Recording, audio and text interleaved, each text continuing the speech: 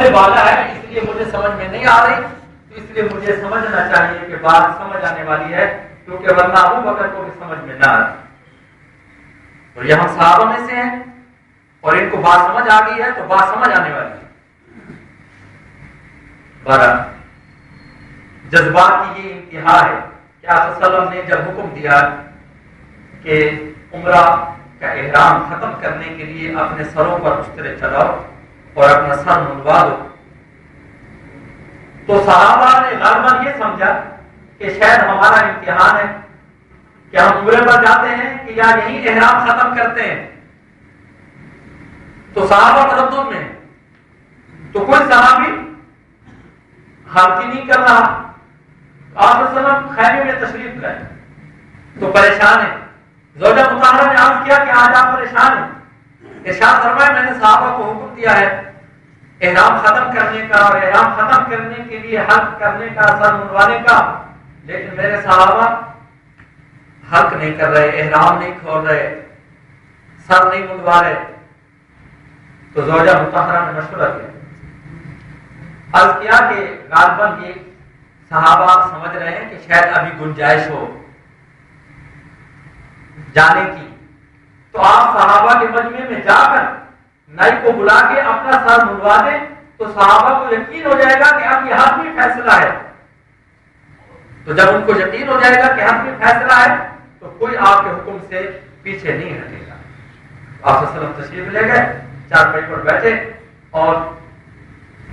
صحابہ کو بلایا اور اپنا حلق شروع کرایا، تو صحابہ نے ایک دوسرے کا حلق شروع کیا۔ اکثر حکم سمجھ آیا ہے، حکمت نہیں سمجھ آئی کہ حضور کا حکم ہے، بس اتنی بات سمجھ آئی۔ اس سنوں میں کیا حکمتیں ہیں وہ نہیں سمجھ آ رہی۔ جذبات کی انتہا ہے، اور جذبات کی اس انتہا میں جب صحابہ ایک دوسرے پر اس طرح چلا رہے ہیں تو جذبات کی شدت اتنی ہے کہ اپنے اوپر کنٹرول کرنا مشکل ہو رہا ہے، تو اس طرح سے صحابہ کے سر زخمی ہو رہے ہیں، صحابہ کے سر زخمی ہو رہے ہیں۔ لیکن جو تربیت میں سب سے مشکل مرحلہ تھا کہ جان کی قربانی میدان بدر میں تو ہم حاضر ہیں، میدان احد ہے تو ہم حاضر ہیں، تو یہ جان کی قربانی میں تو کامیاب ہو گئے ہیں، تو آپ ہی کی موجودگی میں جذبات کی قربانی کی انتہا ہو جائے اور جذبات کی قربانی کی تربیت اپنے نہج پر پہنچ جائے، اور پھر اسی میدان میں یہ تربیت ہو گئی، اسی میدان صلح حدیبیہ کے میدان میں، کہ جب بات عمر تک کو بھی سمجھ نہ آ رہی ہو تو سب کو یہ معلوم ہونا چاہیے کہ بات اس وقت ابو بکر کو سمجھ آ چکی ہوتی ہے۔ ابو بکر رضی اللہ عنہ کو بات سمجھ میں آ چکی ہوتی، یہ تربیت ہو گئی۔ تو آج آپ صلی اللہ علیہ وسلم کا دنیا سے انتقال ہوا تو پھر صحابہ کا کوئی حال ہے جذبات میں کہ کسی کو یہ بات سمجھ میں نہیں آ رہی کہ امام الانبیاء کا دنیا سے انتقال ہو سکتا ہے، آپ دنیا سے پردہ فرما سکتے ہیں۔ تو حضرت عمر تک کو بات نہیں سمجھ آ رہی، اور حضرت عمر نے بھی تلوار نکالی ہوئی ہے کہ خبردار کسی نے یہ اعلان کیا کہ امام الانبیاء دنیا سے پردہ فرما چکے ہیں اور انتقال کر چکے ہیں تو میں اس کی گردن اڑا دوں گا۔ لیکن ایک مرحلہ تربیت کا گزر چکا تھا کہ جب عمر تک کو بات نہیں سمجھ آئی تھی تو صحابہ کو معلوم ہو گیا تھا صلح حدیبیہ میں کہ حضرت ابو بکر کو اس دن بات سمجھ آ گئی تھی۔ تو جب حضرت عمر کی تلوار باہر نکلی ہوئی دیکھی تو حضرت صدیق اکبر تشریف لائے اور حضرت عمر کو بازو سے پکڑا اور مسجد میں لے گئے اور صحابہ کو فرمایا کہ مسجد میں جمع ہو جاؤ۔ جب صحابہ مسجد میں جمع ہو گئے اور آنسو کی لڑی تھمی ہوئی ہے تو حضرت ابو بکر رضی اللہ عنہ نے خطبہ ارشاد فرمایا اور قرآن مجید کی آیت تلاوت فرمائی، وما محمد الا رسول قد خلت من قبله الرسل افإن مات أو قتل انقلبتم على أعقابكم۔ تو صحابہ فرماتے ہیں ہمیں ایسا محسوس ہوا کہ یہ آیت آج ہی نازل ہوئی،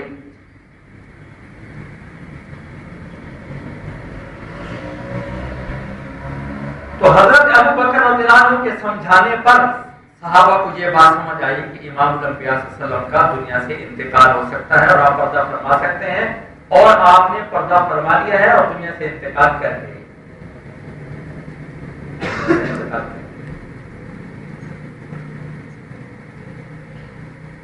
تو صحابہ کرام رضی اللہ عنہ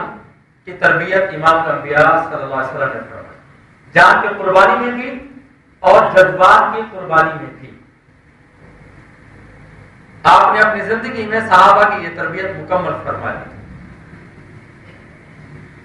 تو صلح حدیبیہ میں جب صحابہ سے آپ صلی اللہ علیہ وسلم نے بیعت لی تو اللہ تعالیٰ ارشاد فرماتے ہیں فَعَلِمَ مَا فِي قُلُوبِهِمْ، کہ صحابہ کے دل میں اس بیعت کرنے پر جو جان کی قربانی کا جذبہ ہے،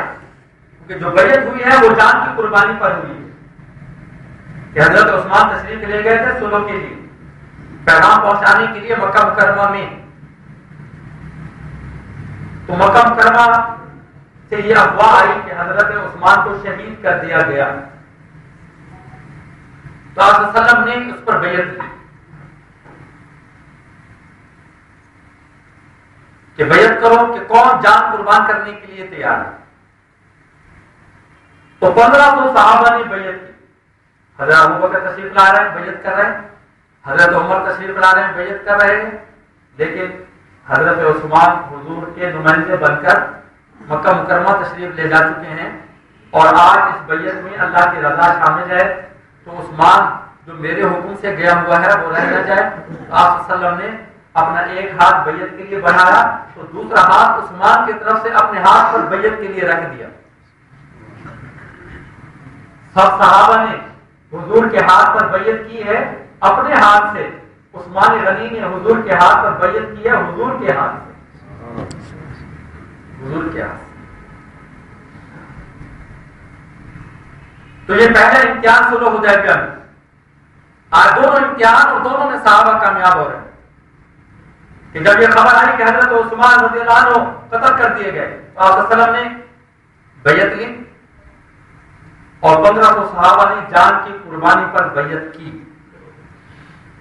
جب 1500 صحابہ جان کی قربانی پر بیعت کر چکے تو جذبات انتہا پر پہنچ گئے کہ ہم اپنی جان قربان کرنے کو تیار ہیں، تو آپ صلی اللہ علیہ وسلم نے اسی موقع پر ہی ارشاد فرما دیا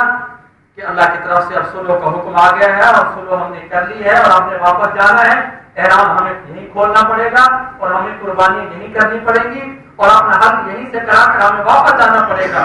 تو جب جذبات انتہا پر پہنچ چکے تھے تو جذبات کی قربانی سمجھ میں آنا مشکل ہو رہا تھا، لیکن آپ صلی اللہ علیہ وسلم کی نبوت اور رسالت کی برکت سے، آپ صلی اللہ علیہ وسلم کی تزکیہ اور تعلیم کی برکت سے صحابہ جیسے بیعت کر کے جان کی قربانی کے امتحان میں کامیاب ہوئے تو صلح حدیبیہ والا حکم ماننے میں بھی صحابہ جذبات کی قربانی کر کے کامیاب ہوئے، اور اللہ تعالیٰ فرماتے ہیں کہ صحابہ پہلے امتحان میں کامیاب ہوئے ہیں اور دوسرے امتحان میں کامیاب ہوئے ہیں۔ پہلا امتحان جان کی قربانی کا جو بیعت کی صورت میں تھا، اور دوسرا امتحان جذبات کی قربانی کا جو صلح حدیبیہ کا حکم ماننے کی صورت میں تھا۔ تو فرمایا کہ یہ دونوں حکم اور ان دونوں امتحانوں میں میرے نبی کے صحابہ جن کی تربیت وَيُزَكِّيهِمْ میرے نبی نے خود کی ہے، جن کو وَيُعَلِّمُهُمُ الْكِتَابَ کتاب شریعت اور حکم شریعت میرے نبی نے خود سکھایا ہے، میرے نبی کے یہ صحابہ ان دونوں امتحانوں میں فَعَلِمَ مَا فِي قُلُوبِهِمْ میں اللہ جانتا ہوں کہ سچے ہیں، فَعَلِمَ مَا فِي قُلُوبِهِمْ۔ دوسری جگہ ارشاد فرمایا اولئک الذین امتحن اللہ قلوبهم، یہی تو وہ لوگ ہیں امتحن اللہ قلوبهم للتقوی کہ ان کے دلوں کا امتحان رب العالمین نے دیا اور یہ کامیاب ہوئے، اور اس کامیابی ہے لہم مغفرۃ و اجر عظیم، ان کو مغفرت اور اجر عظیم کا حکم نامہ عطا فرما دیا۔ تو میں کر رہا تھا کہ انبیاء اور فرشتوں کی جماعت کی تربیت اللہ تعالیٰ نے فرمائی ہے، اور یہ رجال قرآنی صحابہ اور اہل بیت کی تربیت امام الانبیاء نے فرمائی ہے، اور یہ بھی رجال قرآنی ہے۔ ان چاروں جماعتوں کا تذکرہ قرآن مجید میں ہے. یہ رجال تاریخ نہیں ہے کہ تاریخ والوں نے ان کی زندگیوں سے بات کی، ان کی زندگیوں کو دیکھا اور پھر ان کا تذکرہ کیا ہو. نہیں، رب العالمین نے پہلی دو جماعتوں کی تربیت کی اور ان کا تذکرہ قرآن مجید میں فرمایا. دوسری دو جماعتوں کی تربیت امام الانبیاء نے فرمائی اور وہ امتحانوں میں کامیاب ہوئے اور رب العالمین نے ان کا تذکرہ قرآن مجید میں فرمایا. تو یہ چاروں جماعتیں رجال قرآنی ہیں. تو انسان قیامت تک کے آنے والے تعلیم یافتہ یا غیر تعلیم یافتہ وہ رجال تاریخ سے بحث کر سکتے ہیں، رجال قرآنی سے بحث نہیں کر سکتے. رجال قرآنی کی زندگیوں سے بحث نہیں کر سکتے، ان کی زندگیوں میں علوم تلاش نہیں کر سکتے.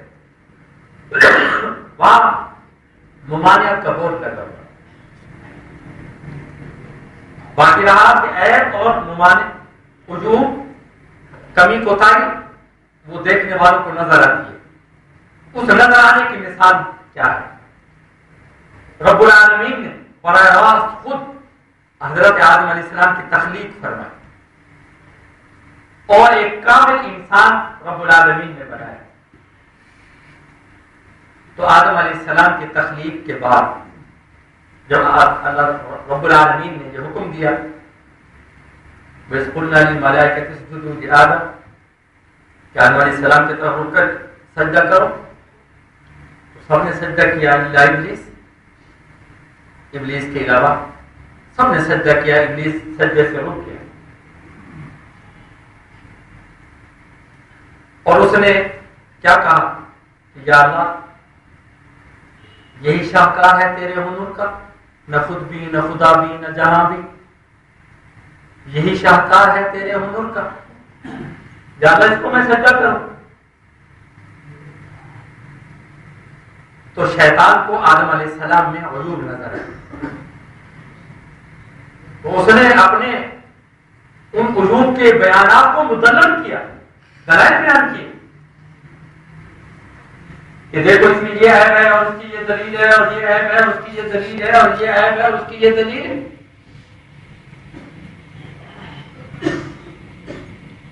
تو ایک تربیت ربانیہ میں صفات پر نظر ہوتی ہے اور تربیت شیطانیہ میں کمی کوتاہی پر نظر ہوتی ہے. تو اللہ رب العزت نے آدم علیہ السلام کو مکمل انسان بنایا، لیکن شیطان پر، ابلیس پر شیطانیت کا، ابلیسیت کا اثر جو اس کو آدم علیہ السلام میں عیب نظر آئے. اسی طرح قیامت تک یہ دونوں نظام چلیں گے، تربیت ربانی بھی اور تربیت شیطانی بھی. تربیت ربانی والوں کو نہ فرشتوں میں عیب نظر آئیں گے، نہ انبیاء میں عیب نظر آئیں گے، نہ صحابہ میں عیب نظر آئیں گے اور نہ آل بیت میں عیب نظر آئیں گے. اور جن کی تربیت شیطان نے کی ہوگی اور جن کی تربیت میں نفس اور شیطان کا اثر ہوگا، جو تربیت شیطانی سے مربع ہوں گے، تو ان لوگوں کو انبیاء میں بھی عیب نظر آئیں گے، صحابہ میں بھی عیب نظر آئیں گے اور اہل بیت میں بھی عیب نظر آئیں گے. ایک آسان سی بات عرض کروں، یہ جو آج کے زمانے کا انسان جس کو خارجی بن کر اہل بیت میں عیب نظر آتے ہیں، یا رافضی بن کر صحابہ میں عیب نظر آتے ہیں، یا اہل حدیث بن کر حضرت عمر اور حضرت عثمان میں عیب نظر آتے ہیں، جن کی تربیت امام الانبیاء نے کی ان میں تو عیب باقی رہا. ان کی تربیت پتہ نہیں کس نے کی کہ ان میں کوئی عیب ہی باقی نہیں رہا. تو ان کی تربیت میں شیطانیت کا اثر ہے، ابلیسیت کا اثر ہے. اس لیے ان جماعتوں میں جن جماعتوں کی تربیت امام الانبیاء نے کی،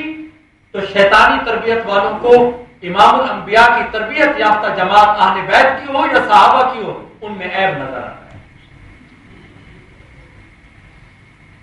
امام الانبیاء کی تربیت یافتہ جماعت صحابہ اور اہل بیت کی ہو تو مولانا مودودی صاحب کو اس میں عیب نظر آتا ہے اور پوری کتاب لکھ دیتے ہیں کہ صحابہ میں یہ عیب ہے، یہ عیب ہے، یہ عیب ہے. تو مودودی صاحب کی تربیت پتہ نہیں کس نے کیا کہ ان میں کوئی عیب باقی نہیں رہا.